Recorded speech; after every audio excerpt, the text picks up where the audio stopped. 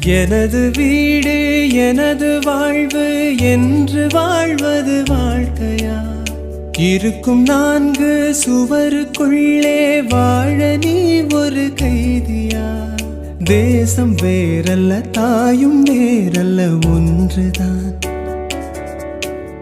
தாயை காப்பதும் நாட்டை காப்பதும் ஒன்றுதான்.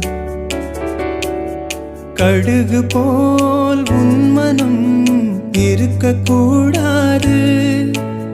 கடலை போல் விரிந்ததாயிருக்கட்டும்.